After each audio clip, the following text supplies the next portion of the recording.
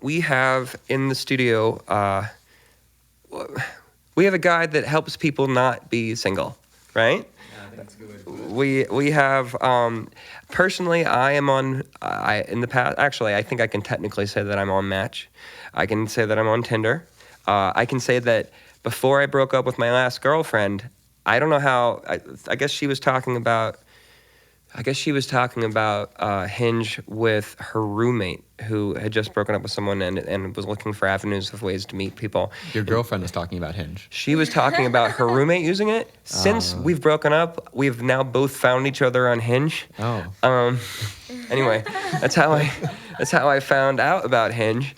And anyway, so we have Justin McLeod, the founder and CEO of Hinge, which is a relationship and dating app used on iPhones and Android phones. Yep. Not on Not regular else. computers. Not on regular computers. Right. You're from Louisville, but you really don't.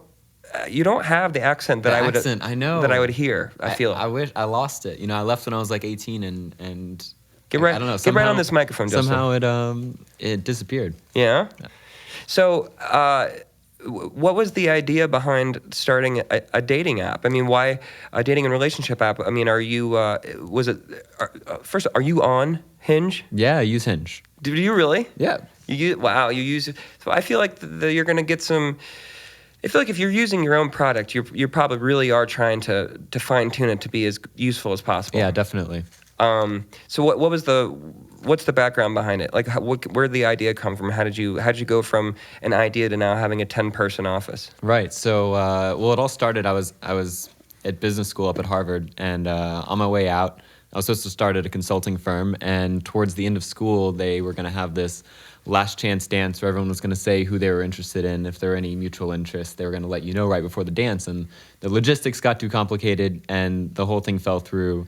And so I got together with a friend from Google, and we're like, well, it's silly. You could build that in 2 seconds on Facebook. And we did. And it's kind of evolved since then into what Hinge is today. Wow. Which is, you're right. It's a relationship app. We help people find real connections in a way that's, we try to make it delightfully easy, not painfully awkward to do that. And I feel like, now, of course, I'm sure this is not actually the case, but I feel like I helped shape a little bit of the app because I met you on Facebook. And That's right. I met you on Facebook through a mutual Facebook friend, and we got to talking about your app. And I was actually giving you, from just being an active person, looking for that special someone, that I was actually telling you that when you would message someone, you guys would automatically email both parties. Right. And I thought that was a bit too much. And so since then, you actually now, when two people say they both kind of are attracted or like each other, now you guys can just instantly chat through the app together. That's right. Yeah, we still keep the introduction there, so it feels like a real world introduction, like a friend introducing you, but we allow people to chat right there in the app. But I don't get an email from everyone. I only get emails every once in a while from somebody. Yeah, occasionally if someone hasn't upgraded to the app that allows you to chat within it, we'll still send the old email, but that doesn't happen very often anymore. Right. Yeah. Right. So you're based here. Are you based in Georgetown? Is your company located in Georgetown? We're downtown DC. Downtown DC. 15th and M. You actually have office space. We have office space. Well, we work at 1776, which is a co-working space for startups in DC. Okay.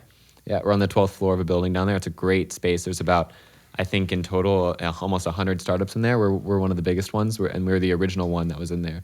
And so we've got that back corner. There's 10 of us. And what separates you from like Tinder, for example, is Tinder is just kind of whoever is in a certain... Yeah, it's kind of like whoever, right? I think that's the... It is. I mean, it's whoever's in a certain mileage of where I happen to be standing. For example, I went to France 2 weeks ago with my folks. When I logged into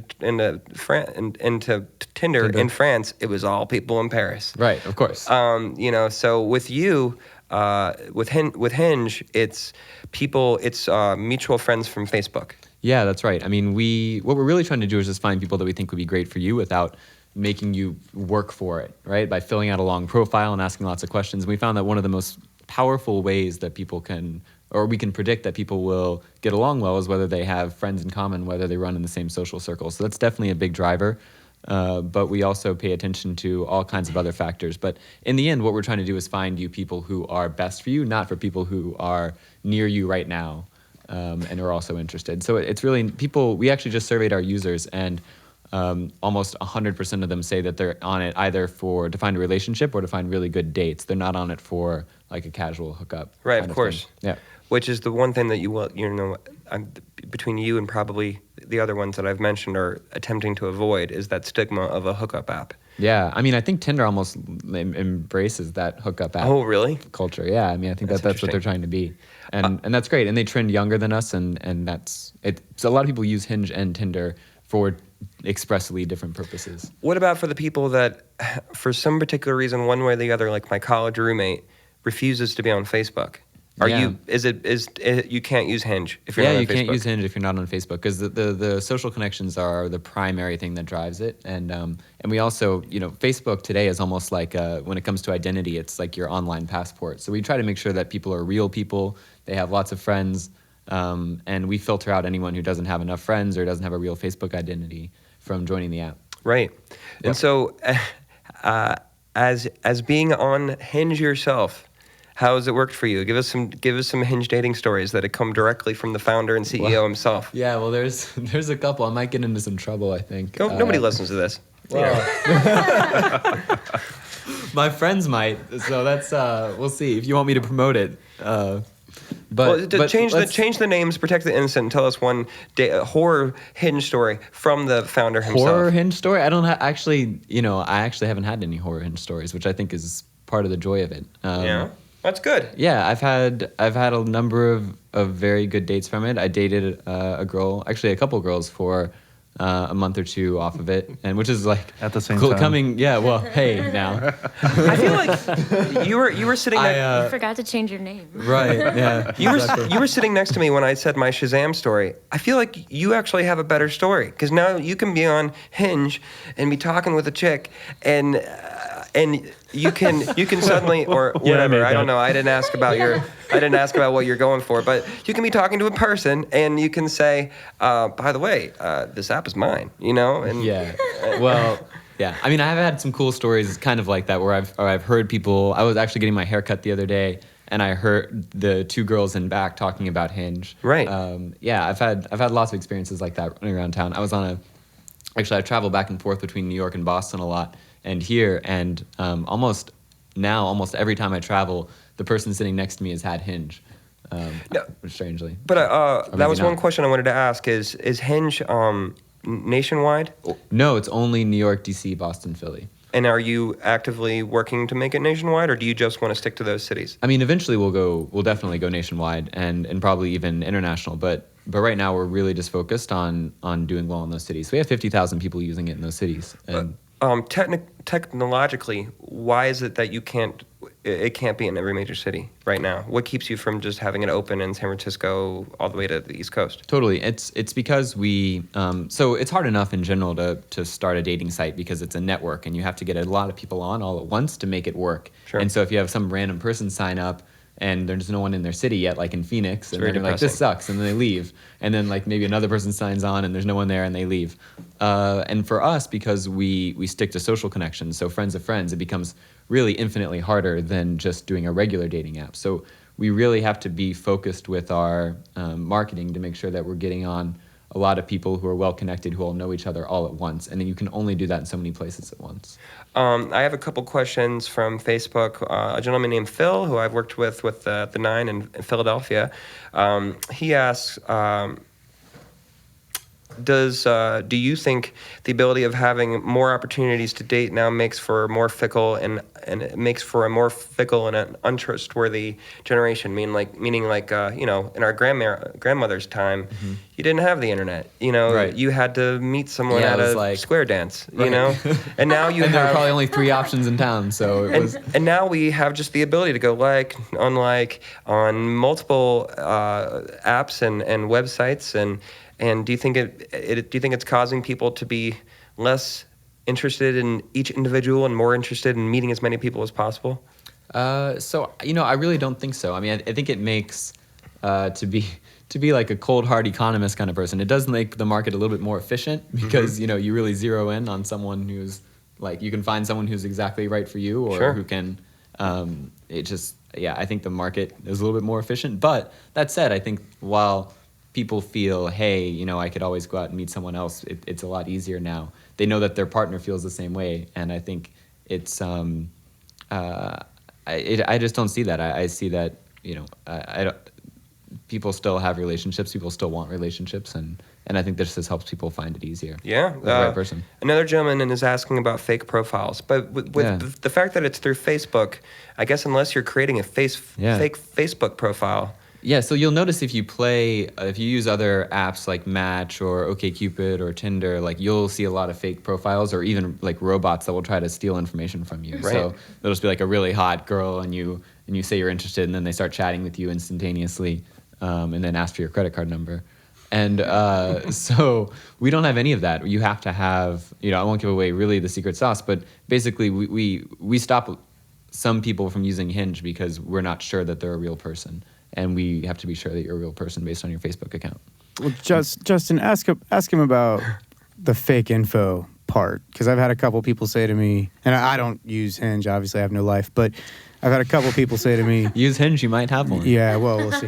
well, one of the things I know that I've had a couple of different artists say to me is, hey, I know how to write in cursive, and I'm not into vintage lampshades, but these things keep appearing. Yeah. Oh, he's talking about like whenever. Yeah. I know what he's talking about. The artist named Mundy, I guess she signed up for it and was curious and wasn't sure what she was getting into, and then vintage lampshades in cursive. Where do you pull this? Right. That's our copywriter Sophie writes a lot of that stuff.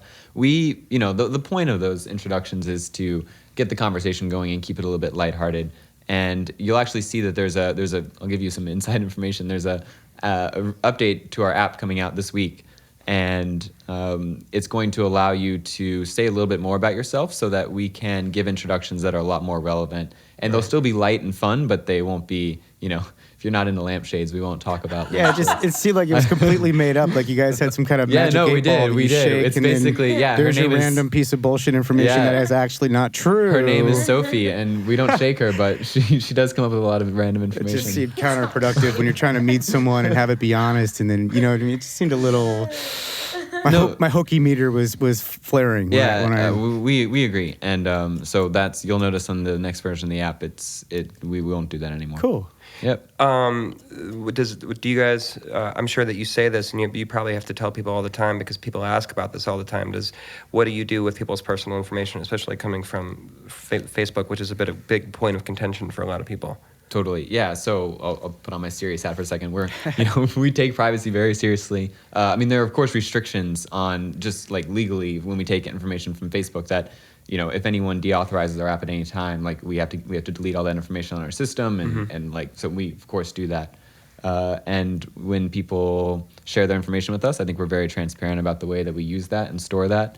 In a very secure way. So I don't think there's really anything to worry about. And really what you're giving us is nothing more than what's publicly available on your profile for the most part anyway. I want to do one question from a woman, so I have a well-balanced group of questions here. Danielle writes from my Facebook, she wrote, can we please force users to insert their height when using this app? Yes. She said, I'm 5'9", you have no idea how awkward it is to go on a date and realize the guy's 5'6", and I'm in heels. So that awkward. same version of the app that I could show you right now, it's on my phone, has height, ethnicity, religion, places that you'd want to go on a date so we know what kind of date to suggest, and like I said, a series of personality tags that you can go through that indicate what you're interested in and what you're like, and then we can use those to give a lot more relevant introductions. So all of that will be on the app release that should be coming out in the next couple of days. Very cool. And this show is coming out on October 1st, Tuesday morning, October 1st. What I know. Oh, right. So it will be out by the time this comes out. And so you can download it right now. I've been seeing that you've been doing live events as well, just like we're doing a live event on November 23rd at the Rock and Roll Hotel. Yeah. Hinge does live events, and tell us about. Plug a live event coming up for Hinge. Well, actually, so we just got off a tour of these. We did a big party here called the Neon Tuxedo Disco, which was a black tie event with doused in day glow, basically. We had Miami Horror play that show. And then we did one in New York where we had the Knox play. and Jesse Marco, and then we did one in Boston, and so we there's one. I don't know. I won't get into too many personal stories, but that one did end up me making out with some girl from the Boston launch party in the middle of Frog Pond at 3 a.m. and getting chased out by the police. And I'm wearing a shirt with frog genitalia on. Yeah, well, there. Look at that. This works out well. Yeah, so that was an interesting night for sure. Well, Justin McLeod, I really appreciate you coming in. I hope this is the first of many times that you can come in and maybe you can be our dating correspondent for the Circus Yeah, life. anytime. Yeah. You can satellite me in or something.